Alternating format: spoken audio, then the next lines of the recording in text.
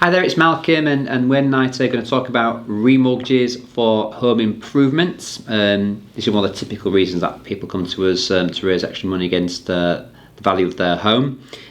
What are the main sort of home improvements that people carry out that they come to us for extra money for? Usually it's because they've maybe got a growing family, so they need a bit of extra space. So it might be to convert an attic into a new bedroom.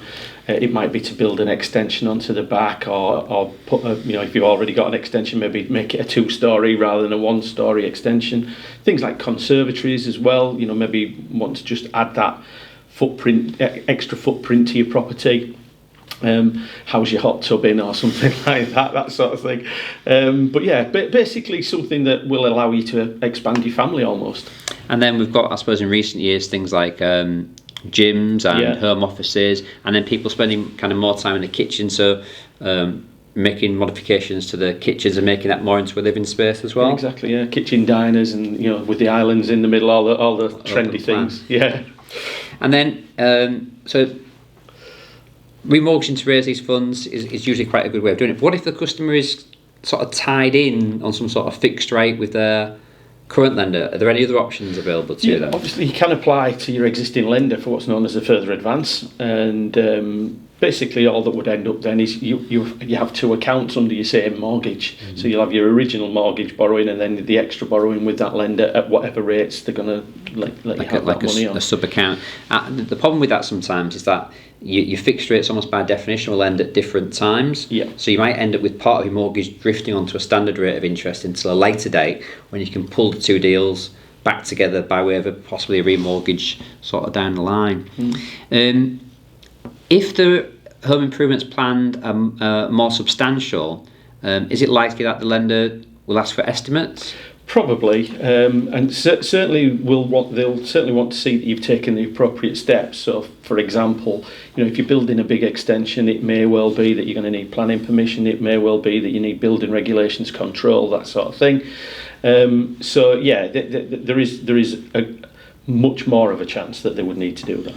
And for the more minor stuff, a new bathroom, probably they'll just take your word if that's what's going to happen. Generally speaking, yeah. So let's say we're building this extension and we need the money to fund it by way of a remortgage.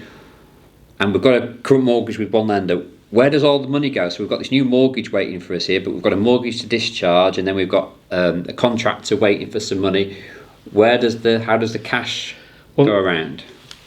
There will be some legal work involved, and generally your solicitor will effectively collect that money from the new lender, discharge the old mortgage to the old lender, and whatever balance is left is then transferred to you from the solicitor. So that goes to the applicant then, and then the applicant would then pay it out to the contractor. It wouldn't go directly to the contractor, it would come to the customer. Correct. And then if you're looking at making such kind of major home improvements, don't people just consider moving to a bigger home? And if so, why don't they do that always? You might have lived in this house for a number of years. You like the area, you like your neighbours, you've got great neighbours, your kids have got great social groups. You might be, the kids might go to a great school. You don't want to actually up stakes, but you just need that extra room. So, then that's where something like either remortgaging or doing a further advance to actually give you that extra space that you need without actually having to change your life completely. And also, it'll still be stressful doing your home improvement. It's not as stressful as moving, probably uprooting your family. Exactly. And it's expensive, potential stamp duty to pay if you end up moving as well. Shouldn't people just consider getting a personal loan for some of this stuff? By the nature of it, personal loans would tend to be a higher rate and tend to be a shorter term. And you are investing in a long-term asset. So, why not then invest, or rather borrow against something that's going to be a long-term asset that will grow in value, and and clear that loan over a longer period. Keeps the payments down, I suppose. The interest rates on your mortgage are going to be, cheaper than a personal loan rate. I suppose if it was a smaller amount, perhaps you'd consider that personal loan, but for a larger amount, it tends to be that the monthly payment on the personal loan would be often more per month than what you would want to pay. Exactly. Yeah. Okay. Fine. So remortgaging for home improvements. Really good idea. As long as you get the best deal that's out there, we can help you with that. Choose the improvements that you're going to do wisely. Some improvements will put more value on your home than others, but it's less stressful than moving house, and can save you a lot of money in terms of fees as well.